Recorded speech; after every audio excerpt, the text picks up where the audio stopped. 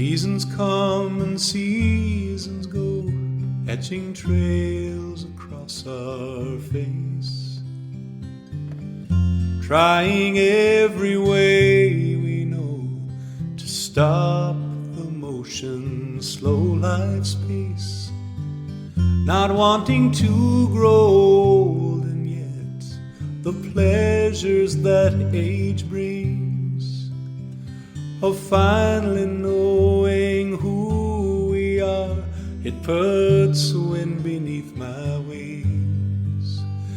And I'd like to think you'll be there for all that comes my way. Have nothing in your life that hurts, have peace around each day.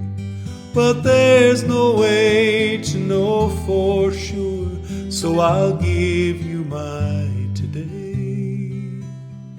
And if we're given more than now, a thanks is what I'll say.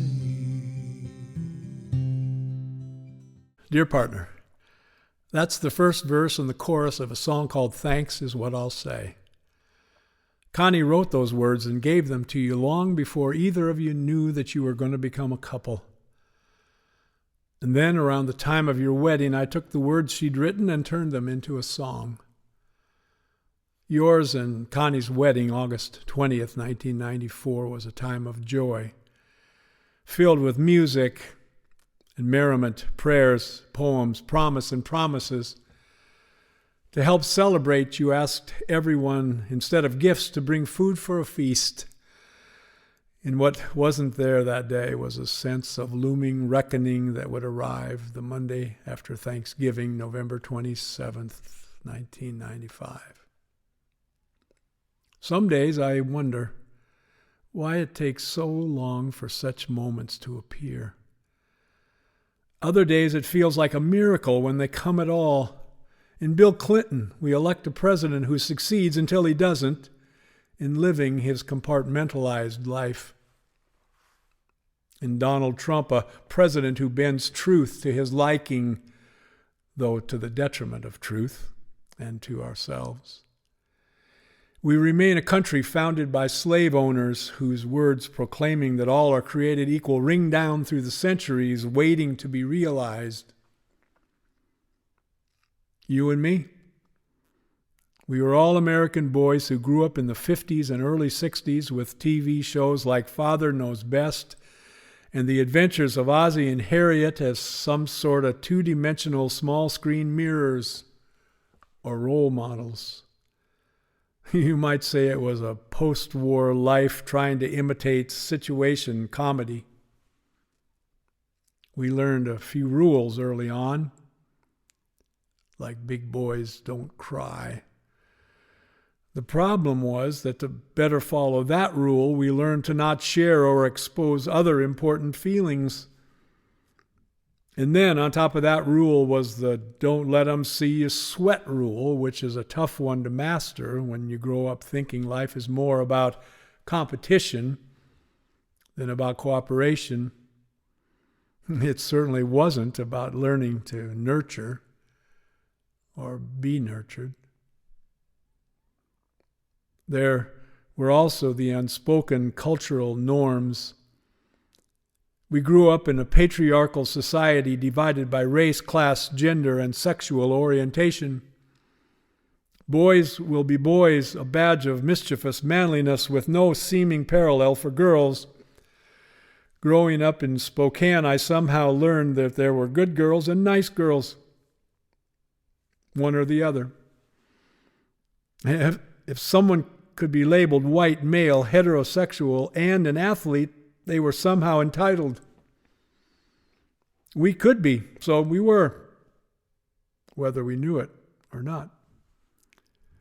What we didn't know was what to do with all the doubts, all the dark thoughts and sometimes deeds. What to do with the parts of us that felt or feel broken, unloved or unlovable, where to put the fear those feelings awakened. No sweat? Hardly.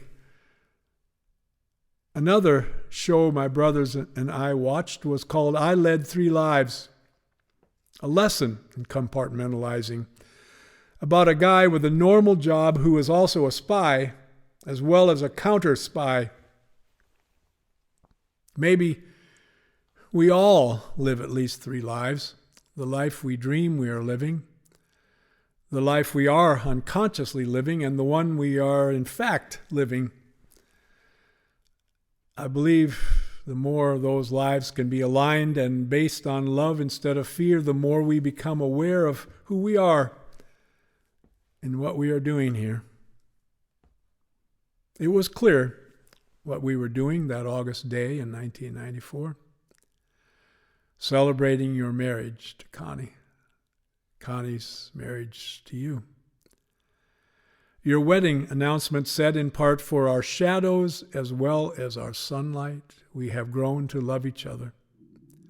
We have made it safe for the child in us to dance our dance and sing our song to our own unique rhythm and rhyme. It was not a day to see what the shadows might foreshadow, but a day to embrace your love. You asked me to speak. I did.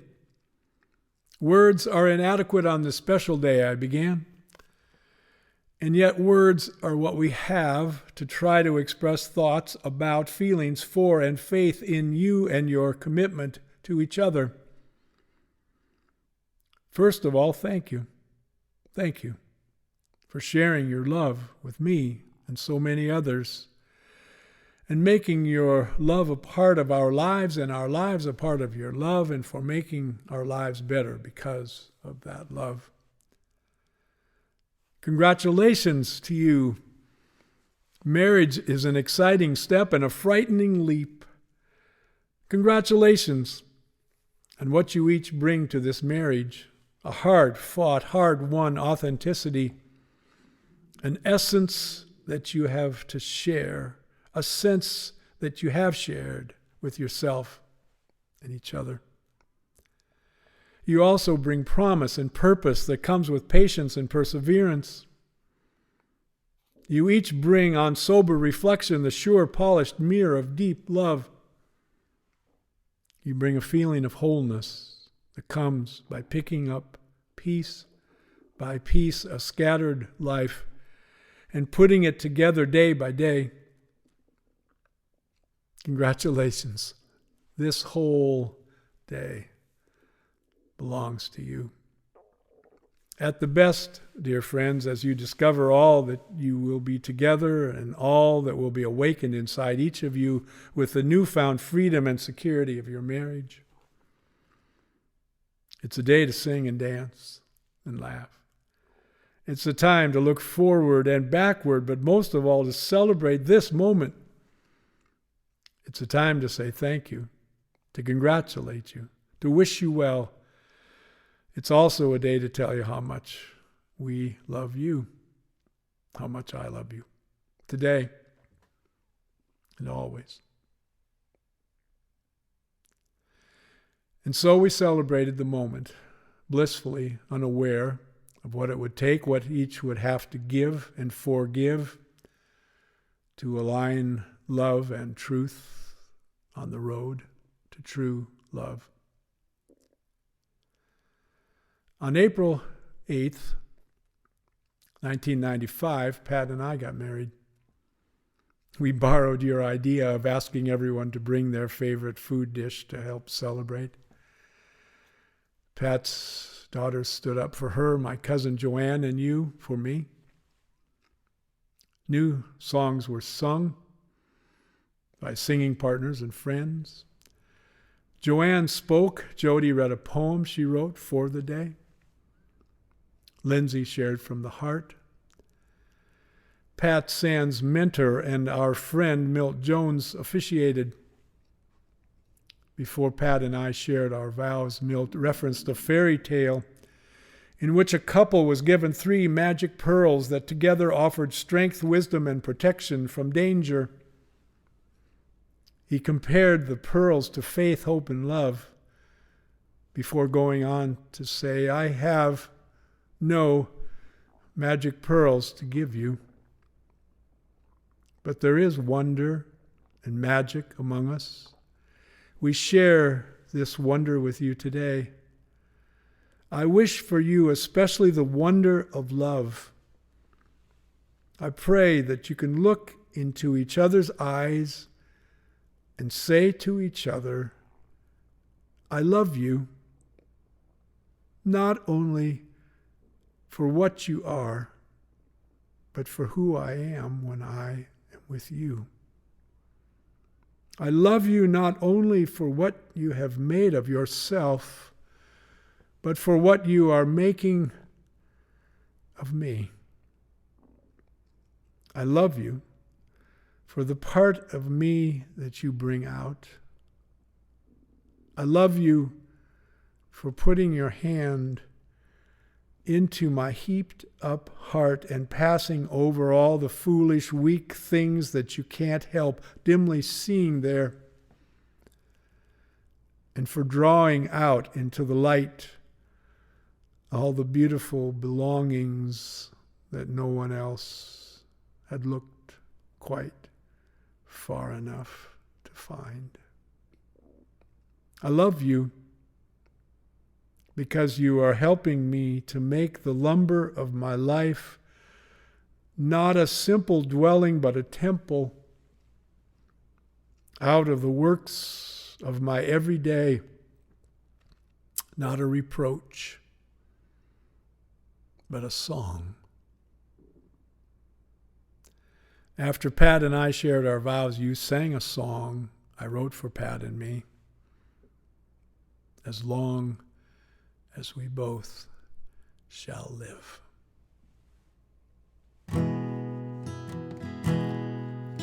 I promise to love you with faith, trust, and hope. Be with you always, heart, body, and soul. To share life's adventure as it turns and twists, as long as we both shall live. Challenge and comfort you, be a good friend. Be someone on whom you can always depend. Be tender and loving and quick to forgive, as long as we both shall live. Together we'll find what's authentic and true.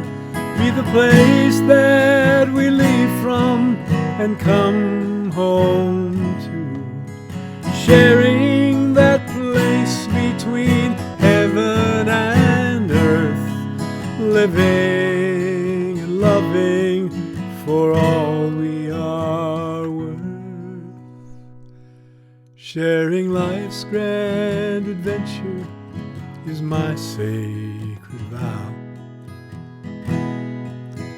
Finding ourselves and each other somehow, I will hold you and love you, give all I can give, as long as we both shall live. And then, after Milt's prayer, Let Love Go Forward was sung for the first time. And then, just before the circle gave way to the feast, you and I sang the missing piece. As I was picking up the guitar, you said, I can think of no people I would rather call friends.